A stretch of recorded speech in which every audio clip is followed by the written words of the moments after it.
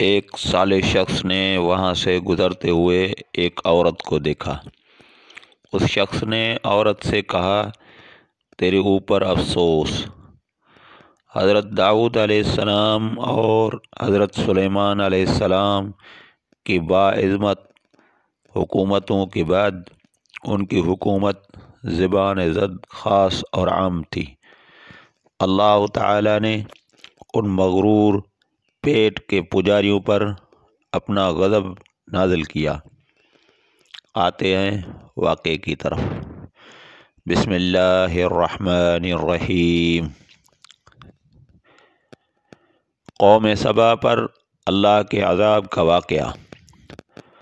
اہل سرسار کی ایک قوم جسے قوم سبا بھی کہا جاتا ہے، اللہ تعالی کی بے شمار نعمتوں کے اندر زندگی گزار رہی تھی۔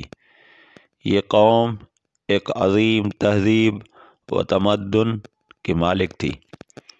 حضرت داؤد علیہ السلام اور حضرت سلیمان علیہ السلام کی باعظمت حکومتوں کے بعد ان کی حکومت زبان زد خاص و عام تھی۔ کہا جاتا ہے کہ یہ لوگ گندم کے مغز سے آٹا پیس کر روٹیاں پکاتے تھے، لیکن اس کے برعکس وہ اس قدر اسراف کرنے والے اور ناشکرے تھے کہ انہیں روٹیوں کے ساتھ بچوں کا پاخانہ صاف کرتے تھے۔ بعد ازاں ان آلودہ روٹیوں کو اکٹھا کرنے سے ایک پہاڑ بن گیا تھا۔ پھر ایک صالح شخص نے وہاں سے گزرتے ہوئے ایک عورت کو دیکھا جو روٹی کے ساتھ بچے کے پاخانے کے مقام کو صاف کر رہی تھی۔ اس شخص نے عورت سے کہا، تیرے اوپر افسوس، خدا سے ڈر، کہیں ایسا نہ ہو کہ خدا تیرے اوپر اپنا غضب ڈھائے اور تجھ سے اپنی نعمت چھین لے۔ اس عورت نے جواب میں مذاق اڑایا اور مغرورانہ انداز میں کہا، جاؤ جاؤ، گویا کہ مجھے بھوک سے ڈرا رہے ہو۔ جب تک سرسار جاری رہے مجھے بھوک سے کسی قسم کا کوئی خوف نہیں ہے۔ کوئی زیادہ عرصہ نہیں گزرا نہ تھا کہ اللہ تبارک و تعالی نے ان لوگوں پر اپنا غضب ڈھایا۔ پانی جو کہ زندگی کی بنیاد ہے ان لوگوں سے چھین لیا، یہاں تک کہ قحط نازل ہوا۔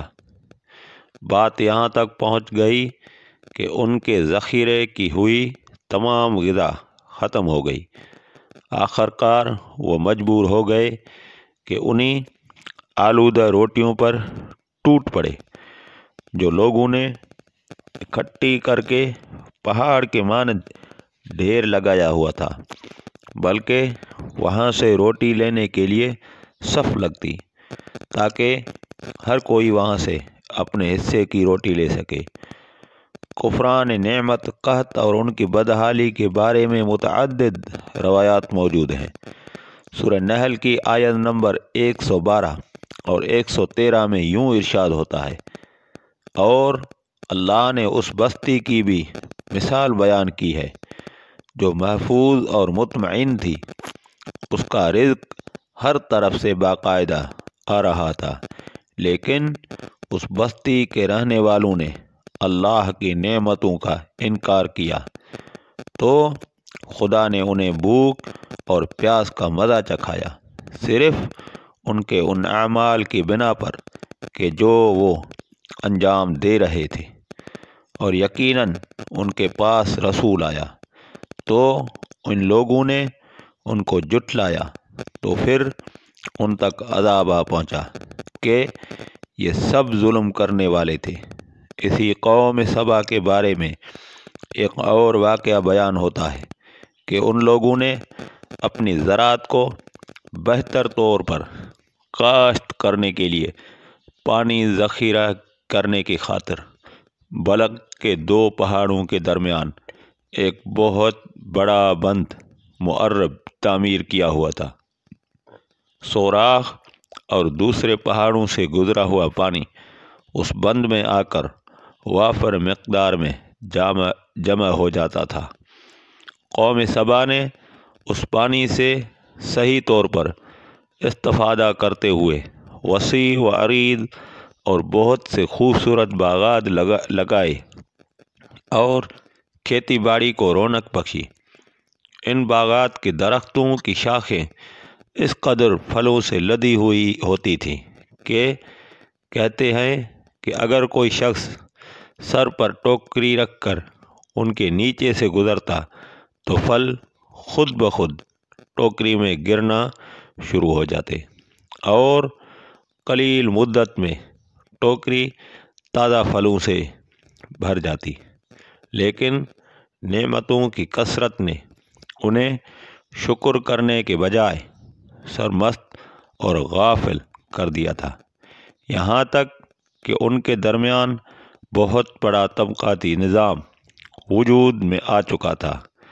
ان میں سے صاحب اقتدار لوگوں نے کمزوروں اور ضعیفوں کا خون چوسنا شروع کر رکھا تھا، یہاں تک کہ ان لوگوں نے خدا سے ایک احمقانہ التماس کیا جس کا ذکر سورہ سبا کے آیت نمبر 19 میں ملتا ہے۔ انہوں نے کہا، خدایا ہمارے سفروں کے درمیان فاصلہ زیادہ کر دے۔ انہوں نے اللہ تعالیٰ سے یہ التماس اس لیے کیا تاکہ غریبوں، بے نوا لوگوں، عمرہ اور ثروت مند ان کے ہمراہ سفر نہ کریں۔ ان کی خواہش یہ تھی کہ آبادیوں کے درمیان خشکی ہو اور فاصلہ بہت زیادہ ہو تاکہ تہی دست اور کم آمدنی والے لوگ ان کی طرح سفر نہ کر سکیں۔ اللہ تعالیٰ نے ان مغرور پیٹ کے پجاریوں پر اپنا غضب نازل کیا۔ بعض روایتوں کے مطابق ان مغرور لوگوں کے آنکھوں سے دور صحرائی چوہوں نے معرب نامی بند کی دیواروں پر حملہ کر کے انہیں اندر سے کھوکھلا کر دیا۔ ادھر سے بارشیں زیادہ ہوئی جن کی وجہ سے سیلاب آ گیا اور اس بند میں پانی بہت زیادہ اکٹھا ہو گیا۔ اچانک بند کی دیواریں ٹوٹیں، اس سے ایک بہت بڑا سیلاب آیا جس میں تمام دیہات، آبادیاں، مال مویشی، باغات، کھیتیاں، ان کے محل اور گھر پانی میں غرق ہو کر نابود ہو گئے۔ ان کے باغات اور زراعت میں سے صرف بیری کے درخت اور کچھ جھاڑیاں بچی تھیں۔ خوش الحان پرندے وہاں سے کوچ کر گئے تھے، جبکہ الوں اور کوؤں نے قوم سبا کے کھنڈرات میں اپنے گھونسلے بنائے تھے۔ اس بات کا ذکر سورہ سبا کی آیت نمبر 15 اور 16 میں ملتا ہے، اور آخر میں سورہ سبا کی آیت نمبر 17 میں قرآن کریم میں اس واقعے کا یوں نتیجہ نکالا ہے، یہ ہم نے ان کی ناشکری کی سزا دی ہے اور ہم ناشکروں کے علاوہ کسی کو سزا نہیں دیتے ہیں۔ وآخر دعوانا الحمدللہ رب العالمین۔